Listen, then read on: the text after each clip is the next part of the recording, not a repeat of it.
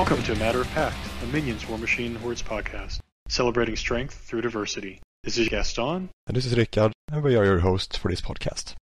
Welcome everyone to another excellent episode. I believe this is episode 29. So we're about to hit the big 3-0 and finally become podcast adulthood. Yeah, pretty sweet. Yeah, I mean, we were able to start drinking like 8 episodes ago. Yeah, is this like maybe, when do we actually turn 3? It should be around now, right? Somewhere? I think it is maybe this month or next month. Yeah. So, cool. Yeah, we'll include that hiatus in the age. Of course. It counts. So, we have quite a few things to go through and discuss here. Lock and Load is actually this weekend. We're recording while the finals match is waiting to begin. Yeah. So I believe that is Crix Grimkin. Mm-hmm. So obviously everyone's going to lose out of that because no one's playing the right faction. No. It is a shame. But we have had a lot of minions really showing up in some of these big competitions and placing very highly. And the one that we had really wanted to touch on here is the OTC, which I totally know what that stands for. Maybe like Oceania Team Championship, maybe? The Offshore Technology Conference. Oh, it could be that also. It's basically like an Australian like team format, like WTC. The event stats, I believe it had about 60 players, and 6 of which were minions, which, 6 doesn't sound like a big number, but that is 10% of the field, and it made it the 3rd most populous faction there. Together with Crix. Tied for 3rd with Crix. I'd like to think that minions is like, 3.1 and Crix is like 3.8. I would agree. I mean, let's just be honest. Yeah. As far as swagger, anyway. For sure. And then in the top 3 teams, there were actually 3 minions players. So that also in and of itself is pretty phenomenal. And I believe there were 2 in the top team, if that's memory serves correctly. Correct. No. Second place. 2 in the second place team. Yeah. There's only 1 minions player in the top team, so, Yeah. Go figure. We had to make a little bell curve. Yeah. I think the spread was pretty good. So in the top 3 there were actually 3 different pairings. We had the winner with Rask and Jaga. Then we had Rask and Maelok and Ark and Midas. And you might guess who played Ark and Midas. As a whole. Ta-da. So yeah, you can go and check out his battle reports from that event at Lorma Hordes. Yeah, they start on page 11. Actually, he timed it so they start at the top of the page. And it's funny, I was like going through them and I'm like, okay, how did Arcadius deal with the Wraith Engine? How did Arcadius deal with the Wraith Engine? So I hit that battle report and I'm reading through and it's just like, oh, it's versus Scar 3. It's a huge base, you just kill her. Yeah. So I'm like, thank you for all of that tactical knowledge I was hoping for. But maybe that is how we actually deal with the Wraith Engines with Arcadius. Well, I mean, pro tip is don't drop a huge base into Arcadius. No, could be an issue. I mean, Xerxes 2, easy. Old Witch 3 was the one that really kind of had messed with me because I was thinking, okay, infantry spam, I should take like Jaga. Just take Arcadius, you'll kill her. It's fine. Okay, sure. She can't hide. Yeah, and I think the winning list played by Boris Tan had a pretty interesting Jaga list, which had 3 turtles, Rustler, Dahlia, minimum Nys, Alten, single FR rate, and like a single mist speaker. I'm not really sure what he thought of with that. It seems sort of unfocused to me, but I mean he won, so and against like a pretty harsh field, so probably something. I mean, I originally started playing Jaga with something incredibly similar to that. I think it is that it plays well into Haley 3, because when I had originally built her, I had done just 2 turtles, Wrestler, Dahlia, and then I believe it's still double croaks for the rest of the list. And then I had tweaked it and gotten to the form that I run now. But you can't really shoot the turtles because they're armor 22. Sure. The Wrestler is just going to hide somewhere. And then Dahlia herself, can get stealth with whatever clouds. But then you have the ability to kind of bomb in on the cloud wall with the turtles and just kind of brick up a little bit up the field. The other thing is that I think the turtles actually synergize very, very strongly with Jaga, because your opponent comes in and attacks them, they're going to get a counterblast, they're going to get a retaliatory strike, and if they kill them, they're going to get a death rage. Yeah. So you're making 3 attacks per turtle on your opponent's turn. Yeah, could be cool. I do wonder what he used as like feat targets, because the only like reasonable thing I see is like the Nis Hunters, the Swamp Gabbers, maybe a Farid Scout, but there's like a lot of like really good value models. I mean, I guess the Soul Slave is also like a pretty beefy power 17 auto hitting 3 dice with Science Importance. But just from the outside looking in, I'm guessing the Nis and the Efreet, because how fast they are. Yeah. You can position them, pretty perfectly. And that's where I kind of go in a different direction, where I've been a pretty big advocate of the ambushers because of the POW 14s. Yeah. I feel like that is a make or break point statistically when you're playing into things like a circle where you want to break a sentry stone. That's dice off 4 at this point. You're going to boost Signs of Importance. Statistically, that should be a 12. And 12 off 4 is 8, and that kills the sentry stone. And then I also have the pot in there for the Puppet Master. Yeah.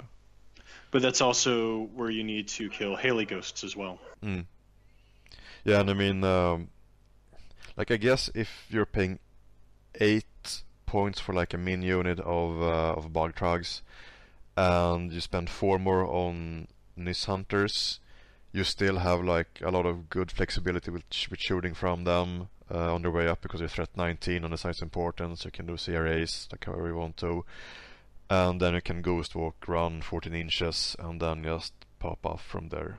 So I guess it works. I mean, it seems expensive, but it's probably better than I think it is. So. And I mean, it's also, you're kind of taking something that can play the anti-infantry game, and you're pairing with Rask, who can play the anti-heavy game. I think the other thing that's really worth noting, and it may be a meta issue, is that both of his lists are particularly good into shooting.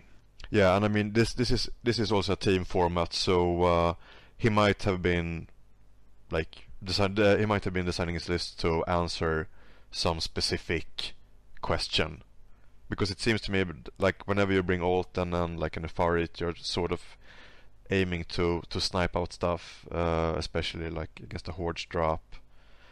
So we'll see. And Dali is always good against living infantry. And it's interesting because we were just having that conversation with regard to Epic Barnabas about how, like, particularly your list and a lot of the other lists, like, he doesn't really bring those ranged solos in order to pick on support models. I mean, he can, like, if you really want to build him that way, but I don't think it builds to his real strength. Probably not, but when you look at it from a different perspective, since Jaga dropped Signs of Importance, you're now getting Signs of Importance on your Armor Piercing, getting Signs of Importance on your Alton Ashley Sniper Shot. Yeah, I mean, I super love Signs of Importance with the Farid, just because you get such like high skewing numbers potentially. Yeah. Anyway, you can check it out. I think we'll try to post a link to the conflict chamber. It's just fun to browse around the various minion builds. One thing to note is that they had 3 Maelok players, and the total Thrullg count among those were only 2. So it seems that Aussies don't really believe in like disrupting jacks for some reason. Aussies believe in playing it wrong.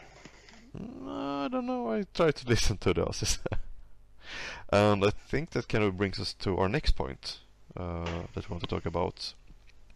So one thing that came out of the ODC was like really big hype around the Primal Terrors theme force that we just got out of SID. They sold it really well. The winning team had 2 lists featuring Primal Terrors, one with Thagrush 1 and one with Callus 1, I think. And like going through the numbers in the dojo, it's pretty fun to actually compare these to Maelok and his posse.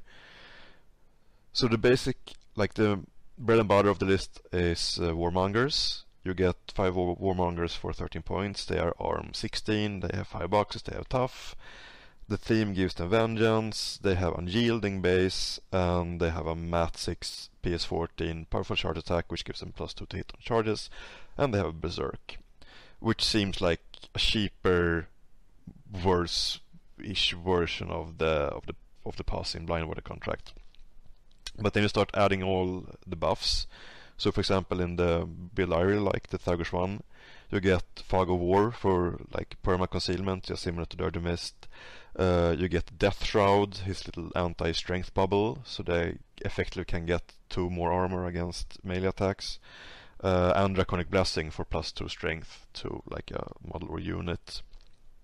Then you have their solo Amok, the little blighted organ thing that has Unbinding and Exorcist and Rise, so if they're tough, they can actually work next turn, unlike the Passe.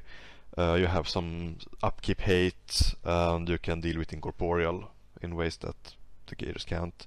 You have the Warmonger Warchief, gives Veteran Leader and Blood Drinker. A Veteran Leader is basically just to make them attack better. And you have the unit attachment Gorag Rotten Eye on 1 unit, which gives them no quarter and Paralyzing Gaze, which is like, Paralyzing Gaze is so stupid. It's like if you have line of sight to him within 8 inches, you just get like -2 defense. Yeah, I remember in that going through CID and everyone was kind of like, what? Are you serious, guys? Yeah. So like if you add all of this together, you can like, with all possible buffs, you can get a unit of Warmongers charging in 12 inches and maybe Vengeance because of the no quarter minifeat from Gorag. And you get PS14 base, PS16 from Draconic Aura from the Blightbringer, which usually brings as well. No, sorry, a Draconic Blessing, and then the Aura from the Blightbringer gives them PS18, Mat 11, which can actually become like PS16, Mat 13 instead if you really need to hit, and Berserk. And afterwards, if you get like everything in every bubble, then it can be arm 20% yielding, just like a regular Maylock feat. You, instead of like 20 posse, you get 15 Warmongers, but I guess you get 16 because Gorag, they're as beefy like every turn instead, possibly, like if everything. But yeah, like I think it's gonna see a lot of this list coming up. Some variations you can play it with Anamag instead, you can play it with Fianna, obviously Callus. So you have me like running to War Room to like try to look this stuff up here. Yeah, don't say anything dumb. Well, I think like going through this list and going through a lot of these is it lends me towards wanting to play kind of a gunline style. Yeah, but I mean it also depends. Like if you bring guns, I think you want to bring enough so that you can really whittle down the units. Because if you like kill, say 2, or actually like for sort of tough rolls, maybe 1 toughs, you kill maybe 2, 1 gets rise from Amok, and then the Vengeance in and charge, they're gonna hit really hard. So I'm not like... Right, but if like you're traditionally playing a Minion's gunline, you're running single wound infantry. So you obviously need to be very careful with distance because of Berserk, but you're removing from them their hard hitting doesn't really mean anything anymore. It's a single, it's a Croak Raider, who gives a shit. Yeah, I mean, yeah. If you're doing like good guns like Croak Raiders, which are of course cheap, they shoot pretty hard. I think that's one way to combat this list probably. Midas as well, if we are to go back to the wisdom of Azahul, because one of the things I thought that was really nice about his list and something that I've wanted to experiment with and haven't is a bunch of splatterbores, and then I don't think he did it so much, but making a cloud wall with the splatters. Yeah. So when I had played it with Helga, I had run it in Thornfall. I had brought in a minion unit of commandos, and those were my beacons. Mm. And so she actually distracted her own guys and then popped them in the butt. Yeah. Hopefully that's legal. I think so. I don't think it says you can't. Yeah. Yeah, because I mean the list doesn't have like the usual Legion bullshit with lots of idle sight. So I think you can actually stop it, and it's not that fast either. I mean, it charges pretty far out if you trigger Vengeance, but it's still speed 5 dudes, so it's not that pressy on terrain. I guess if they play like Chosen and the new Vultures, what are those called? Oh yeah, the ones from Crix that they just redid in Legion. Yeah, okay. Yeah, they're pretty quick, but I mean they're also not durable. No, but I mean they still punch pretty hard with Anamag, for example. They can go to like PS15 finisher. Oh yeah, and so like her version of it, another whole reason to run infantry against it is because of the Grievous Wounds feat. Yes. Because that can jack up your beasts really badly. Yep, for sure, and like negating tough and everything. So yeah, I mean, we'll see how what actually happens.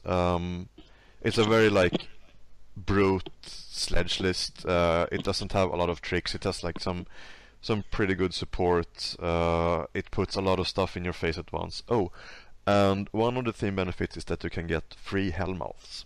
So you actually Fuck. So the usual lists usually feature 2 free Hellmouths, and because we value the sanity of our readers, we actually are going to give you some piece of tech against this. I'll credit to you for this one. This is mathematically beyond my pea-brain. So this is basically the Hellmouth body system, and it hinges on the fact that if one of the smaller tentacles hit, you have to drag the model hit directly towards the center of the Hellmouth. So I'm going to try to explain this using words instead of pictures, but you have to help me with this one. So basically, special hint: if you use large bases, the diagram looks like a penis. Nice, I like this. So basically, if you imagine you have the huge Hellmouth base, this works for any base size, by the way. You take 2 of your models, you put them in base to base, and then you imagine a little line going from like the center points from your models, and like the perpendicular line going from the center line should go like to the center of the Hellmouth base. Like this is like the textbook example. So then it is to see like if they get hit by a tentacle, it has to go directly towards to the Hellmouth, but then it's going to bump into his body because it has to like move a little bit to the side. And it's fairly obvious if you use like a line laser to just measure this out. And after you've seen it once, it's going to be easier, and you don't have to actually hit the normal with the center of the Hellmouth base. You have some wiggle room. So if you like figured out, you try this at home on your dojo desk, you're going to understand it. So you take the Hellmouth, you draw a line straight through, and you put your guys with the edge of their bases on that line touching. Pretty much. And then they can't be dragged. Yeah. Where the hell were you like a year ago when this actually existed in my meta? I haven't actually touched upon this. I don't think so. I don't think so. Maybe. I think I mentioned it sometime. But anyway, I think we're going to see this pop up again because the Hellmouths were absent from the game for a long time, thanks God. And now they are probably going to come back again. And yeah, I mean, it's also so much fun that the actual Hellmouth can go to like armor 20 with Thagris' strength bubble, and Animag's like spell, and especially the Blightbringer, which just trivially gets it into the bubble if they position it correctly and get it like, yeah, you can be armor like 22. Impervious Flesh, 8 boxes, fun for everybody. I don't know. I feel like they statistically missed the boat on where that armor should be, or health should be.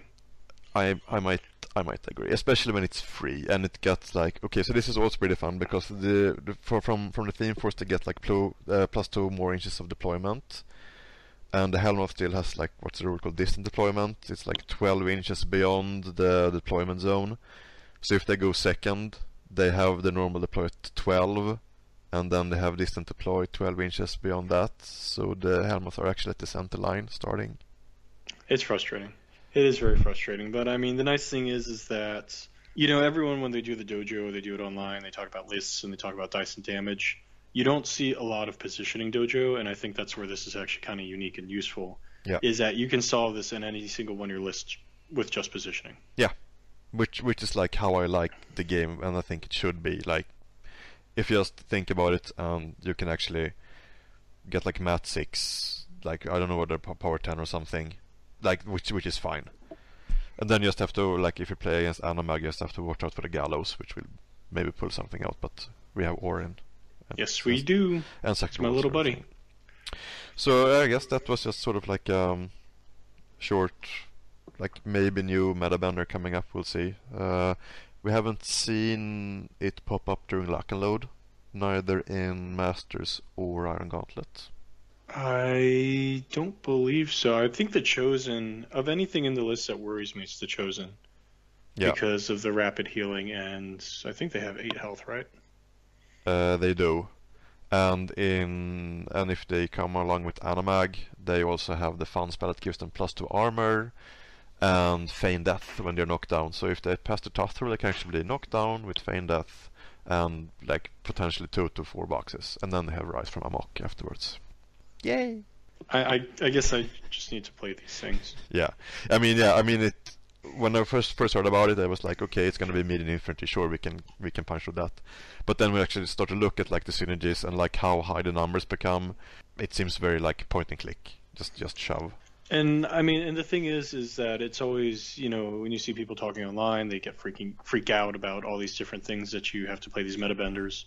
And the one from my most recent experience, this is how far behind the curve I am with getting games in, is I just finally got to play against Madrak1 the other 2 weeks ago. Yeah, I still haven't played against him, so. Well, I dropped Jaga into that, and I had a game plan, and it turns out if you go with a game plan and a correct pick into that list, she just wiped him out. Okay. It wasn't even... I made a couple positioning errors that kept him moving forward, but if I had played smarter, then it would have been a pure slaughter instead of a long grind. Because her feet, you can just pick out the Krillstone. Boop, that's done. And then again, going back to the 14s, that's now you're picking on all the champions, and they don't get to transfer any of that damage. No. No, of course not, because non-attack, yes. And then the Krillstone, because it RFPs and it's non-attack, can't sack it off or take up. Yeah, you only get like tough roll, right? He gets a tough roll. So 1 and 3, he'll make it. Yep. And then the Croaks can actually out-threat with their guns the champs.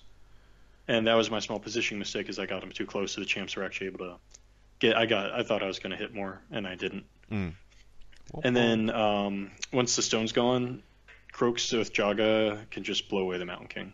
Yeah. It's actually, like, pretty silly. Yep. I did trample, because he popped his feet so I couldn't charge, so I did trample a Wrestler in there. So I gave up the 1 attack for trampling. I rolled Snake Eyes on another one. So I think I only got like 2 attacks from the Wrestler, and then the Croaks just finished off the King. Yeah. Yeah, I mean, if you get like a full unit of Croaks besides importance into an arm 19 something, they're gonna do a lot of work. Yes, they will. So, but I mean, and that's the list that I love to bitch about, because I think it's actually a CID failure. But at the same time is that I took a list that I've been playing competitively.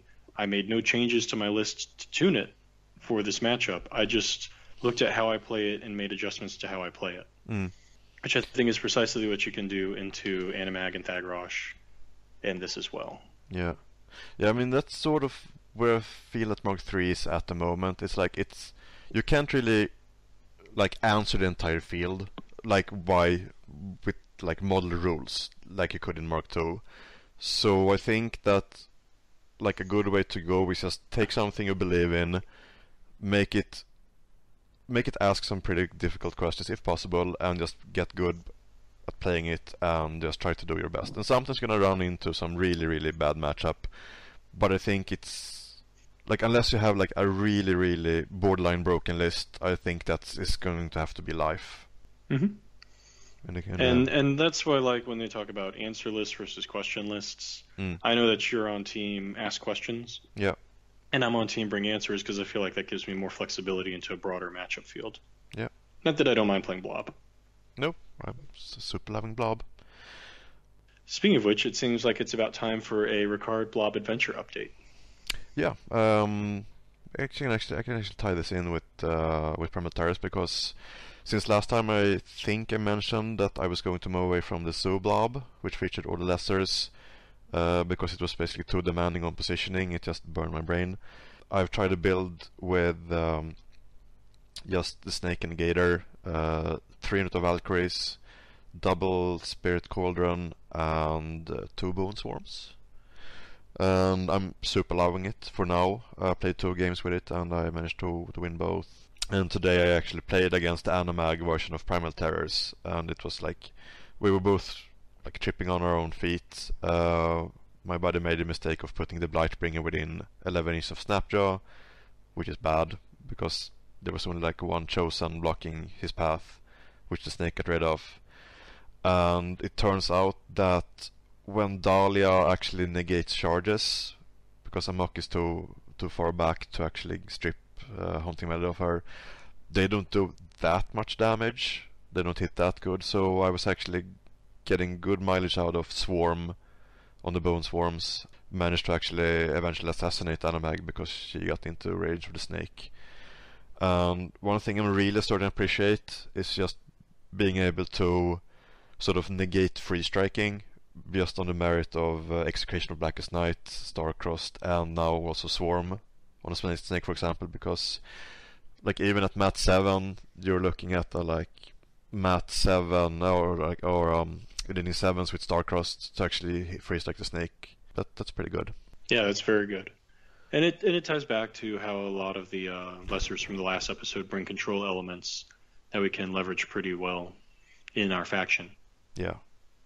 And like Dahlia is against living she can be so crippling. So even if like they push up with Chosen, she can be like, okay, our mock is not gonna be within 10, so I'm just gonna stand here and like your front line can advance in, do some stuff, but they're not gonna get like the 3 dice to charge. At Mat 7 they're still pretty mopey. So yeah. It feels... Yeah, I mean, she's phenomenal into Legion. She's phenomenal into Trolls because they can't hurt her. Yeah, you just have to babysit her with Orin because Anna Magin especially has got Hex Blast available. So yes, I'm also super impressed with double Spirit Cauldrons. I used to run one, but I got too frustrated with the fact that I always, or usually, rolled up one corpse to give to Barnabas because I love. As I think I told you last time, I love to spawn like 2 or 3 skeletons the second turn just to get Dark Crowd somewhere for the Valkyries or whatever to like use, activate BLOB, put them somewhere else, and then just double dip on the Dark Auras. And now I'm going to be guaranteed for sure 2 corpses, no matter what I roll. And then you also have like the liberty of just sprinkling Puppet Master all over the place. Just okay, I'm gonna go in with Snake and try to kill something. Okay, Puppet Master. I'm gonna go in with Gator, Puppet Master. I'm going to like go in with one Valkyrie, Puppet Master. It's so good. And the Valkyries also shine really well with the list because now I actually have a pretty beefy front. Like it's gonna be def 15 Starcrossed if in melee. It's hard to shoot my stuff because I can juggle around with shield guards, and yeah, I mean I feel really good about the list. It's easier to play. Decision making is more trivial. I don't have to spend as much time like super positioning my lesser war beasts and warlocks. So I'm gonna play this one for a while. I feel really good about it. And I mean, one thing I'd also touch upon with the pots is that you have Spectral Lash. Yes. Which, as a spell on a Warcaster that's using your resources, Gallows is not really phenomenal. But on a solo, that's a whole different ballgame. Yeah. I was actually playing Caliban into Bradigus, yep. And he had those stupid little lights, and they made a cloud wall out of all my guys because I hate life. And that was preventing my Wrestler from getting to his heavy. So I was able to actually get a pot around and yank his heavy around the forest wall so I could get the line of sight. Yeah. So just kind of weird tricks like that. You never know. Just any ability to reposition your opponents is very strong. Yeah, and it also adds on top of like BLOB's threat range game because you can be like, okay, how far though do the Snake go with like 11 base, 13 with Hunter's Mark? But they also have this Gallows-ish thing that's actually better Gallows from 15 inches away from this little pot, and they're like, okay. So, yeah, good stuff. I think that like 2 pots are better, like more than twice as good as 1 pot. For now. Once everyone's purchased 2 pots, you're going to move back down to 1. Yeah. So, I mean, I'm pretty interested to like try just a Jaga gun line in BLOBwater as well, just to have like 3 spitters, 2 miss speakers, 2 free pots or something, and just every turn spamming like turtle shots with Puppet Masters just to be able to hammer like Puppet Master and Science Support. It should be pretty good. It is. Don't worry, it is. I've tested it for you. Yeah, cool. The one thing I did say that when playing BLOBwater, I do love with her is the Sacravault for Arcane Ward. Now, you can bring Orin if you're just running your Beast Heavy, but it is meaningful to me at least. Yeah, and I mean in BLOBwater you also get like the free points from the vault. So yeah, so it self-synergizes in that particular theme. Yeah. But speaking of things that came out of CID that are amazing, the Valkyries, Lock and Load is going on. We got all of our model previews. Yeah. All none. Yeah. So yeah, that was as a Minion player pretty disappointing, I have to admit. And no, Bethane does not count. No, Bethane. Well, Bethane is our alternate history. I don't know what is it for a league. I don't actually know what she's for. Me neither. I didn't actually pay that much attention. So, but I mean, I thought it was kind of a clever choice that it is Bethane. Yeah. From the perspective of she had that fluff with Arcadius back in 2010. Yeah. So as far behind as I am on gaming, apparently PP is a little bit further. Yeah. Then as far as I can tell with the Christmas models, the communication about them has not been the greatest, but I believe that they are coming. They just are trying to spread out the CIDs for them to make it a little bit easier, and then they didn't want to overpromise in case there were any production issues. Yeah.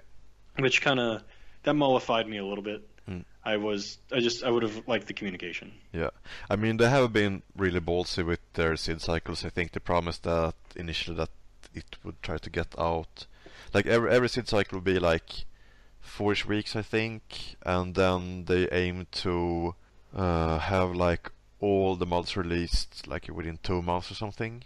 And I mean, 2 or 3 months. Yeah, and obviously they didn't manage to keep that pace, so we'll see what happens, but yeah, I could have done good without effort. Sub-Zero if I get something for minions. Yeah, I would agree. I could have done with all the like Zero juniors for new piggy stuff. Anyway, so I'm keeping my hopes up just because I'm that kind of fool. You never know what it could be. Yeah, I think Thornfall is like super overdue to have an update, and like the things that we have seen coming after the Sid have been universally good, I think.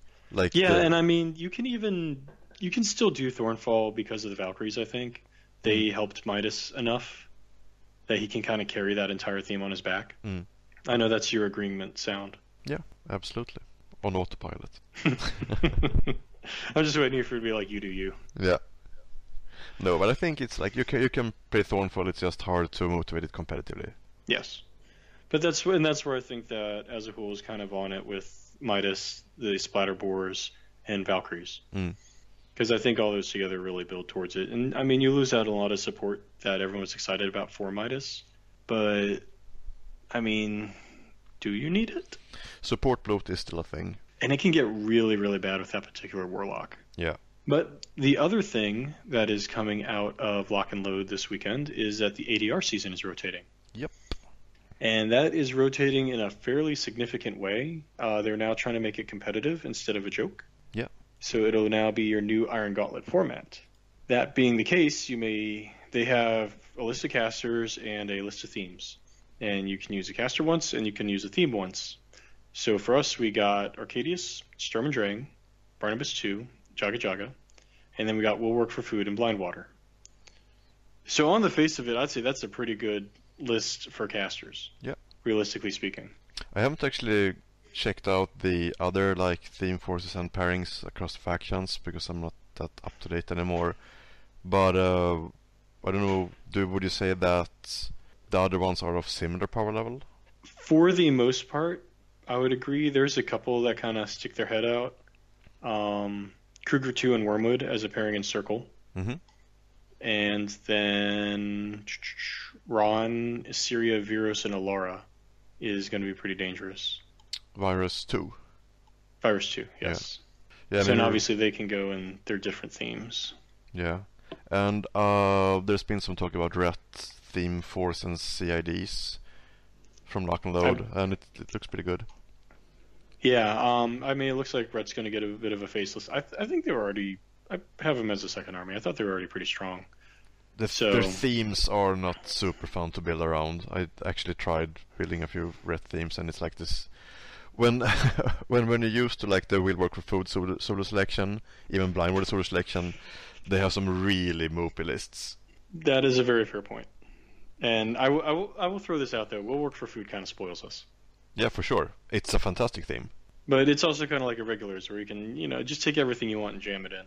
I would say for solos and beasts, yes, but for infantry, I wouldn't say that we are spoiled.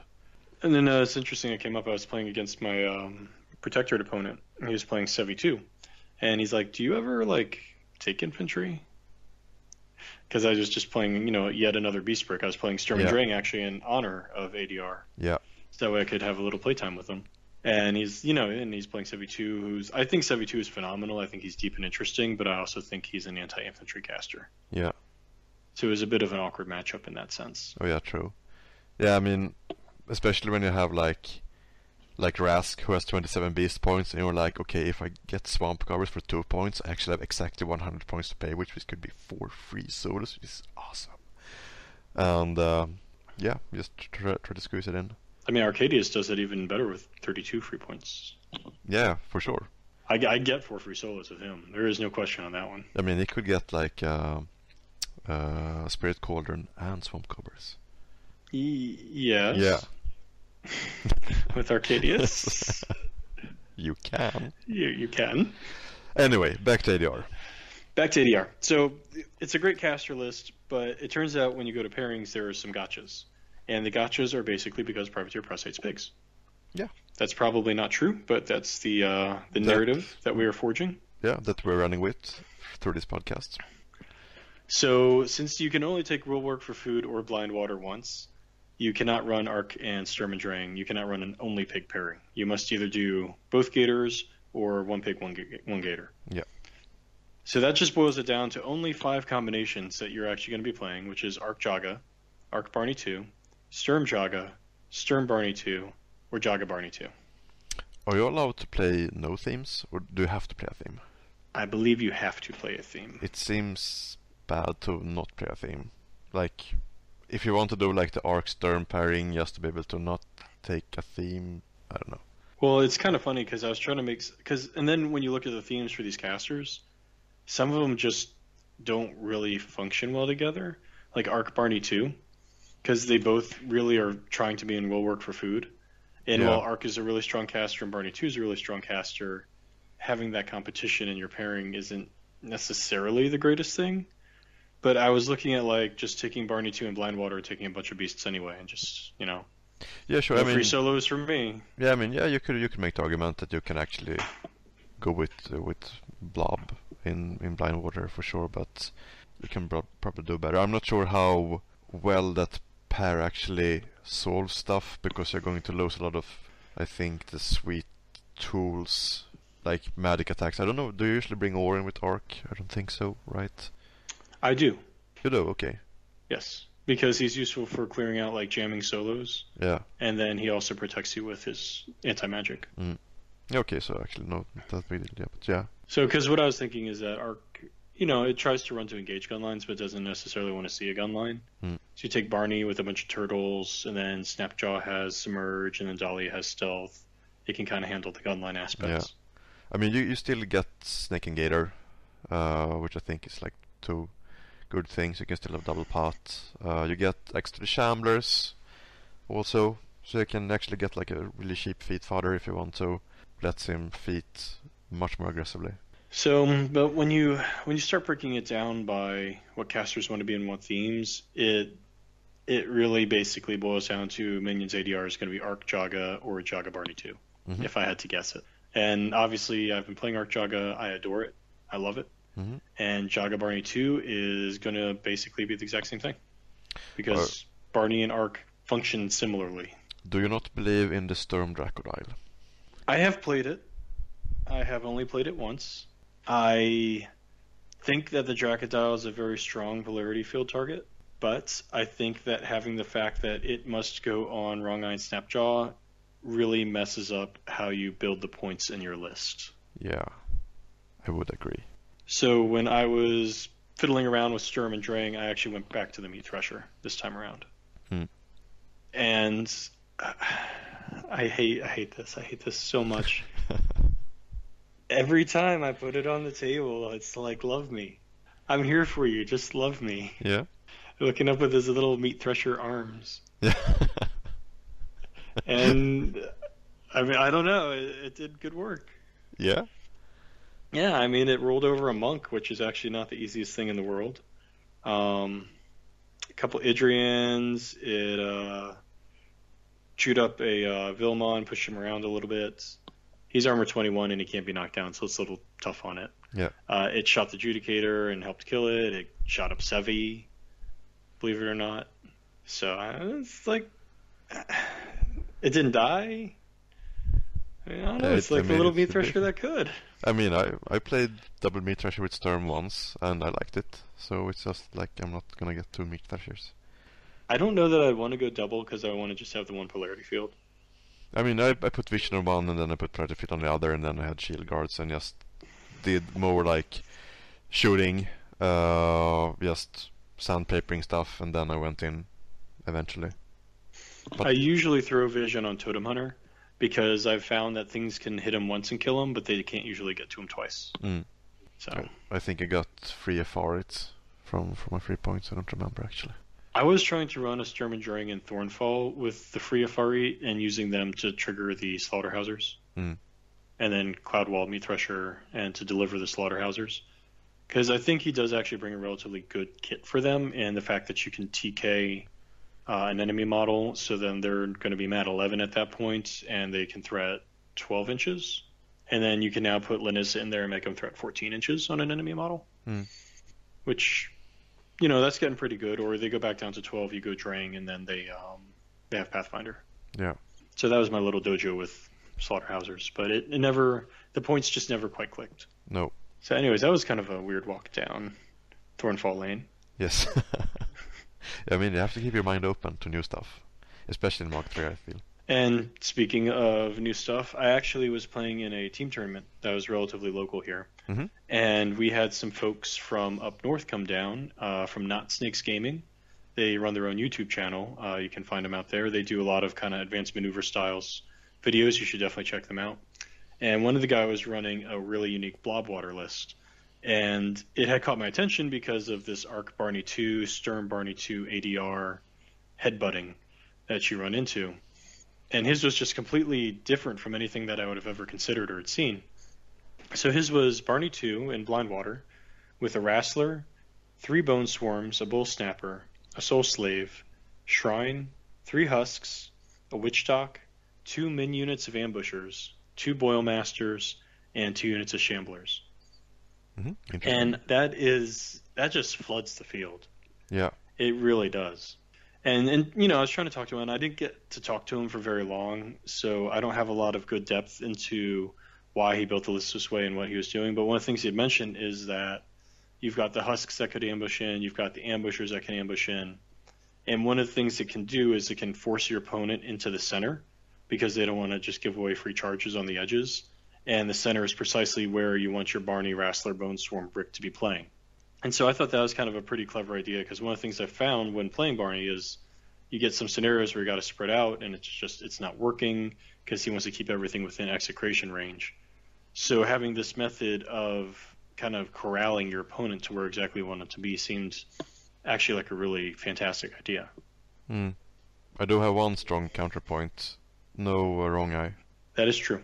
I'm guessing the trick with that is that if you take wrong eye, you're immediately giving up 3 free solos. Sure. I would probably, especially if my plan is to come in from the sides, usually I would probably drop 1 Shambler unit and 1 Bone Swarm, and then I get Little Gator, Big Gator in there. Just like I'd probably feeling. Toss the Snapper, maybe? Because I know he was talking about the armor. I'm guessing that the Bull Snapper is free, probably. Oh, you're probably right. I'm guessing like free Bull Snapper, free Soul Slave, and free Witch. No, free. I don't know. Witch Dock or Boil Master. It's always iffy to make the cauldrons free because then you might actually lose a solo. Yeah. One of the things I like about double Boil Masters is that you can take a Bone Swarm from 0 to 3. Yes. Just on a dime. So you don't have to spend turns investing in them.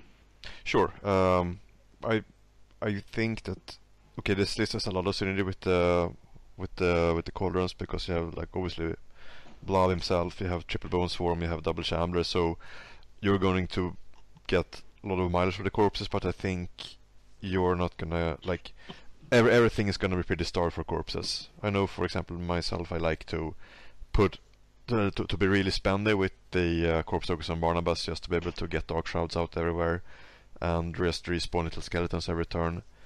That's like pretty much the job of one, especially if you want to ambush ambushers. They might not get into the collection range of the paths, so might not get a lot of corpses from there either. So the flip side is that you do have a really good target for his feet to reload your corpses, independent of the Boil Masters. Yeah.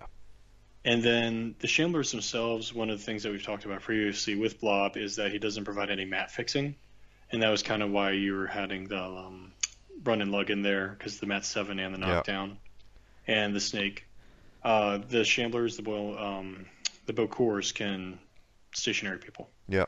So he did play it on YouTube versus Scar 3, so you can also go check that out on their YouTube channel as well if you're curious to see how that went.